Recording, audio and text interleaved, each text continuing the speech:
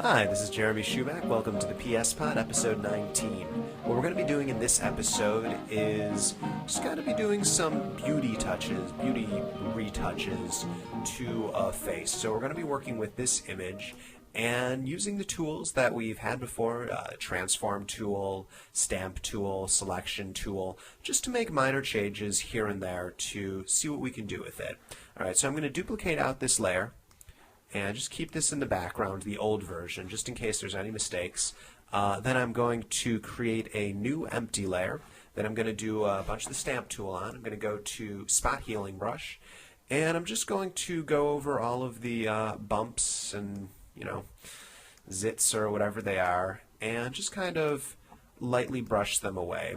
If you zoom out, you can kind of see that that's still sticking out. So I am going to try brushing over it a little bit more. I'm going to bring this brush down. Oh, interesting. This brush doesn't do percentages. So let's see before and after there. Yeah, I'd say that did a pretty good job. I see that there's some aberrations right there, right there. I'm just kind of going over everywhere there's bumps and such and getting rid of them. Alright, so here we go. And that looks pretty good. Alright, next step I'm going to do is I'm going to get rid of some of these wrinkle lines right here. So I could do it with this brush. Again, the content aware is, I'm going to take it off of content aware, put it to proximity match. Just make sure that it has a soft edge and try it again. Alright, I'm not particularly happy with that. I'm going to go from the spot healing brush to the healing brush tool. And this one works very similar to the stamp tool, in that you do need to sample from an area first, and then it just tries to mimic that area. Alright, did that do anything? It looks like it didn't because it's set to current layer. I'm going to put it to current and below. And now let's see what happens. So just as I had to do that with the stamp tool. Alright, so you can see that it kind of got rid of that right there. I'm going to lower the edge hardness with shift square brackets, which I'm going to repeat as many times as I am able until you know it. And alright, I'm going to say that this area over here looks fairly happy. What happens when this has a hard edge? It looks like it had been working fairly well before. The tool actually worked a little bit better with the hard edge. No, I'm going to leave it with a soft edge. Alright, I'm going to do the same for this line up here. And you can see that it's just kind of getting rid of it. I'm just sampling from a place that's completely smooth. So it is trying to mimic that smoothness up here. So again, before and after. Alright, let's keep going. Let's do that same thing on the other eye. And for those of you who have played with beauty retouching in the past, I know that there's some more advanced techniques. I'm trying to just use some of the more simple techniques to get this solved. As you can see, it just comes off as a little bit of makeup. So again, before, after, there we go. Just like switching between the two. There's kind of a weird line happening right here. Gonna get rid of that. There we go. Just kind of get rid of this. Alright, do I want to get rid of these wrinkle lines up here? I'm less concerned about that, quite honestly, but sure, why not? What we're going to do next is I am going to blur every part of the image. Well, we're going to save that for last, actually. What we're going to do next is we're going to increase the size of the eyes and decrease the size of the nose. And there's just something with the human eye that makes that slightly more attractive. Big eyes are good. And the trick that I heard is go as far as you can while the person still looks human. And then, take a step back so, it's not alien looking. Alright, so far what we have is from this to this. I'd say it's coming along pretty nicely. There's a weird area right here. I'm just going to use my eraser tool, E for eraser, and just erase this out right here. And I actually kind of prefer that. Alright, there we go.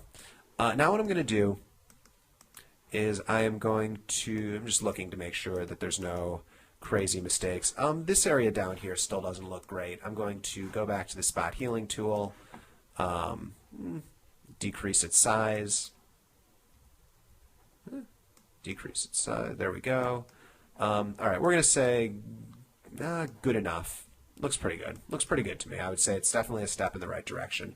All right, so we're going to combine these two layers. We're not going to flatten the whole image. We're just going to say merge layers. And when we shift select two layers, it merges those two layers together. So now they're a single layer. All right, next thing we're going to do is we're going to go to the lasso tool. And this is just the freeform lasso tool. And we are going to select around the eye. So I'm just kind of selecting loosely around the eye. And there we go. What we're going to be doing is, and then I'm going to press Shift to also select around this eye as well. There we go. And what we're going to be doing is we're going to be copying this layer, Control-C, Control-V, and having a layer that's just the eyes. One thing I do want to do, and then we are going to be increasing their size, but one thing I want to do is make sure that we don't get this hard edge right here. You can see that there's a hard edge right there. It's very obvious. I'm going to delete this and go back into the lasso tool.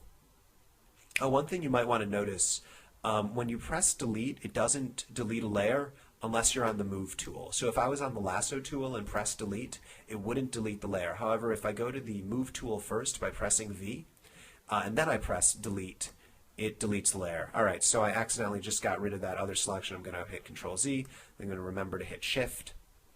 All right, and what I'm going to do so I don't get that hard edge is just feather the edges a bit. So I've shown you how to do that. Just feather, right-click, feather. Let's set it on 20. Just guessing here. That looks like it's way too much. I'm going to set it on 10. There we go. I'm going to copy, paste, and now we have a layer that's just the eyes.